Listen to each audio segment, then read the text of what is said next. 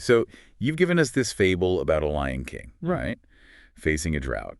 And, at first glance, it seems pretty simple. Right. But you're saying there's all this deeper stuff about leadership hidden in there, especially like when things get rough.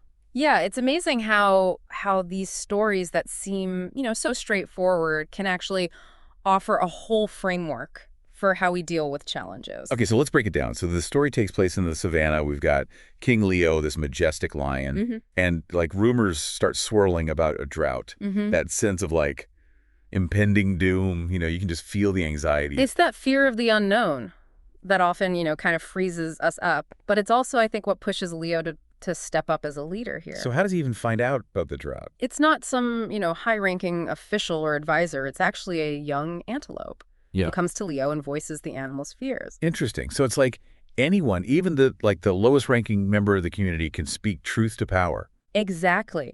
And that says a lot about the kind of leader Leo is. He creates an environment where people feel safe to voice their concerns, even if those concerns are, well, uncomfortable or challenging. It makes you think, right?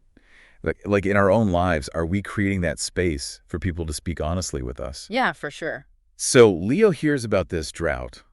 What's his next move? So instead of immediately jumping into, I've got to fix this mode, he goes to the wise tortoise. Oh, right. The wise tortoise. Who's known for, well, his wisdom, his experience. Okay, but is going to someone else for advice, is that really a sign of strength? That's a good question. I think, in some circles it might be seen as a weakness, but I think what Leo's showing here is actually a core principle of leadership. Yeah. Acknowledging that you don't have all the answers. Oh, I see what you mean. Good leaders are always learning. Right. They're always looking for different viewpoints, right, to make the best decision. And that often means reaching out to people with, well, more experience. So it's more than just having a mentor. It's actively seeking out advice and different perspectives. Exactly. Okay, so Leo goes to the wise tortoise. What kind of advice does he get? The tortoise's advice is all about fairness. He tells Leo he has to consider everyone's needs, not just his own, right? Or even like the most powerful animals. Yeah. Decisions, he says, should benefit the whole community, not just a select few. And this is crucial, by the way, in any leadership position. Are you making decisions that are good for everyone involved? That's a good point. So how does Leo actually put this advice into action? Does he just announce the drought plan and tell everyone to follow it? No, he takes a much more inclusive approach. He calls a meeting with all the animals, not just the strong ones or the influential ones. Okay. And he asks each group to come up with solutions based on their own strengths. Wow, that's smart. So he's recognizing that everyone has something to offer. Yeah, exactly. So, for example, you've got the zebras. They're known for their, social structure and cooperation. They suggest rationing water fairly. The elephants, obviously, they're strong. So they offer to dig deeper water holes.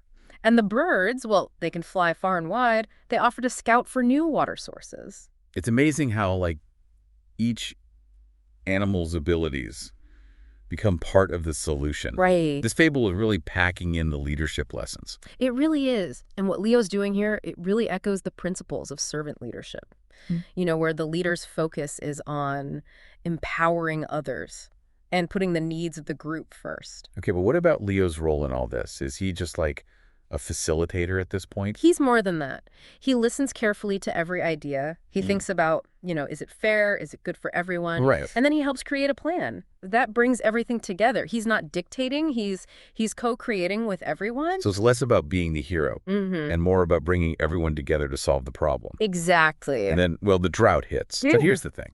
The savannah is ready. And not just because they have a plan, right? But they're also united. Morale is high. They're ready to face this together. Because they all had a say in the solution. Yes. They feel ownership over the plan. And they trust Leo because, well, he showed them from the start that he values their input and he's committed to being fair. It makes you wonder how things would have gone if Leo had just been like, here's the plan, do it. Totally different outcome, I think. Yeah. That shared ownership, It really makes a difference in how a group handles tough times. It's not just following orders. Everyone is invested in the outcome because they were part of creating it. Yeah. Which leads to the savannah not just surviving the drought, but thriving. I mean, this story really flips the script on the whole heroic leader thing. where one person swoops in and saves the day. It's a good reminder that real leadership isn't about, wielding power. It's about using your influence to create a better outcome for everyone. So let's shift gears a bit and think about our own lives, right? Think about the challenges you face every day. How often do you actually seek out different perspectives before making a decision? That's a great question. Are we really listening to all the voices around us? Are we considering the needs of, well, everyone involved, even the people who might disagree with us? It's so easy to think we have all the answers, especially when we're under pressure. This story, though, it reminds us to slow down, ask ourselves, who else should I be talking to? And maybe even more importantly, who am I not hearing? There's always something to learn, and sometimes the people we overlook, they have the best ideas, the key to, solving the problem in a new way. Now, this story makes it seem like everything goes perfectly, everyone cooperates, the plan works, happy ending, right? Mm-hmm. But the real world, it's usually not that simple. What if some of the animals, what if they resisted the plan? Or they put their own needs ahead of the group? Yeah, that's where things get really tricky. And it brings up, I think, one of the hardest parts of leadership, dealing with dissent. How do you balance what individuals need with what's best for the whole community, especially when people disagree? There's that saying, leadership is easy when everyone's happy. Yeah. The real test is, how do you lead when things are tough? Exactly. And that's where Leo's story, well, it kind of leaves us hanging. It gives us this great example of leadership, but it doesn't really show us what to do when things get messy.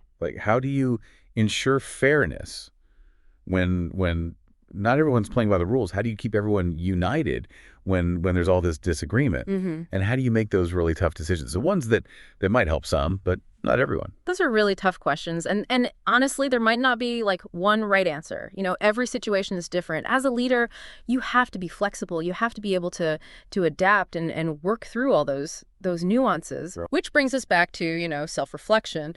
We can learn from stories like Leo's. We can study different leadership styles. Mm-hmm.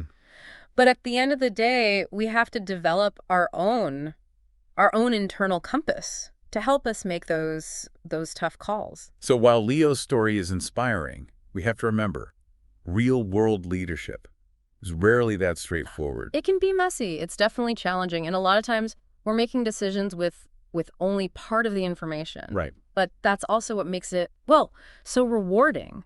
When you lead with integrity, when you're committed to being fair, even when it's hard, that's when you can really achieve something amazing. We can create something special. Yeah. Something where everyone benefits, where everyone has the opportunity to thrive. Exactly. And that's a vision worth working towards, even when things get tough. So as we wrap up this deep dive, I want to leave you with one last thought, one last thing to think about. Okay. So imagine you're in Leo's paws. You're facing a challenge that could, destroy your whole community. You've talked to advisors, you've gathered different opinions, you've even created a plan that you think is fair and just. Mm-hmm. But not everyone agrees. Some are resistant, some are skeptical, some are just totally against it. What do you do? How do you lead with integrity? How do you stay true to fairness when you're facing all that opposition?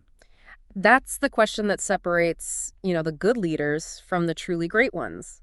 And there's no easy answer. It's a question I think we all need to wrestle with as we, figure out our own leadership style. Because in the end, it's those moments, those really challenging moments, that's when we see our true potential as leaders. Yeah. Our true potential. Yeah, it's like that commitment to doing what's right, even when it's hard. That's what makes Leo, such a strong leader in this story. But like you said, the real world, it's way more complicated. Definitely. And that's where I think your own self-awareness comes in. We can learn from these stories, we can study leadership, but we still have to create our own approach, our own internal compass. So much of being a good leader, it comes down to knowing yourself, right?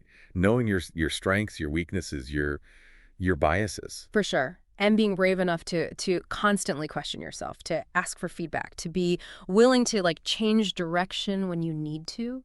This whole deep dive, it's really shown us that leadership, it's not about having all the answers. It's not about being the boss.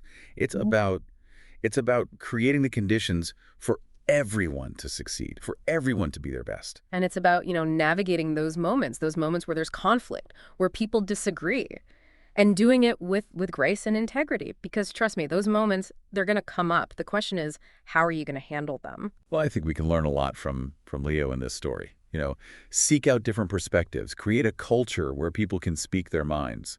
And when you make decisions, make sure they benefit everyone, not just a few. And remember, it's an ongoing process. You never really arrive as a leader. It's about constantly learning, constantly growing, pushing yourself to be better every single day. This has been a really fascinating deep dive. Yeah. I love how we can take these stories that seem so simple and uncover all these layers of meaning. The power of stories. It's amazing, right? They hold up a mirror to our own lives, our own struggles, our own potential as leaders. Well, thank you for joining us on this journey, exploring leadership through the lens of this children's favorite. Hopefully you've gained some new insights, maybe a renewed sense of purpose in your own leadership journey. So until next time, keep learning, keep leading, keep making a difference.